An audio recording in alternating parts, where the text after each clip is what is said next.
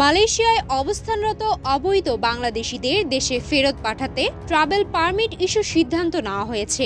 আগামী ১ জানুয়ারি থেকে travel permit প্রক্রিয়াকরণ সহ সকল কার্যক্রম দেশটিতে অবস্থিত বাংলাদেশ হাইকমিশনে সরাসরি পরিচালিত হবে। বৃহস্পতিবার ২৬ ডিসেম্বর মালয়েশিয়ার কুয়ালালামপুরে অবস্থিত বাংলাদেশ হাইকমিশনের পক্ষ থেকে এক জরুরি নোটিশে এ তথ্য জানানো হয়েছে।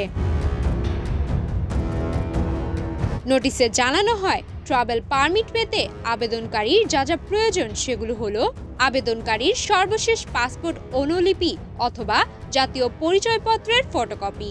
যে সকল বাংলাদেশি নাগরিকদের পাসপোর্ট বা জাতীয় পরিচয়পত্র নেই তাদেরকে দেশের নিজ নিজ উপজেলা নির্বাহী অফিসার অথবা জেলা প্রশাসকের কার্যালয়ের মাধ্যমে নাগরিকত্ব যাচাই করে প্রতিবেদন বাংলাদেশ হাইকমিশনে ইমেলে পাঠাতে হবে।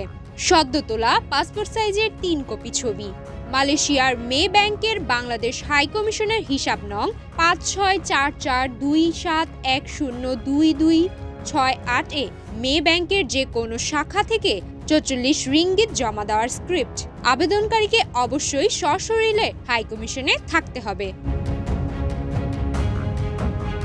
এদিকে মালয়েশিয়ার জন্মগ্রহণকারী শিশুদের ক্ষেত্রে প্রয়োজন হবে মালয়েশিয়ার জন্ম নিবন্ধন এবং বাংলাদেশ হাইকমিশন থেকে নেওয়া জন্ম নিবন্ধনের কপি, বাবা ও মায়ের পাসপোর্টের ফটোকপি, বাবা ও মায়ের বিয়ের কাবিননামা বা ম্যারেজ সার্টিফিকেটের ফটোকপি, নবজাতক শিশুর ৩ কপি পাসপোর্ট সাইজের ছবি এবং বাবা মায়ের ১ কপি করে পাসপোর্ট সাইজের ছবি।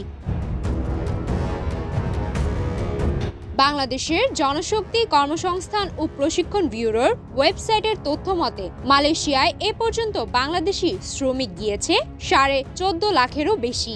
অপরদিকে মালয়েশিয়ায় বাংলাদেশ হাইকমিশন থেকে পাঠানো এক বিজ্ঞপ্তিতে জানানো হয়, দেশটিতে বর্তমানে ২০ লাখের বেশি অবৈধ শ্রমিক অবস্থান করছেন। এর মধ্যে প্রায় ৩ লাখই বাংলাদেশি শ্রমিক।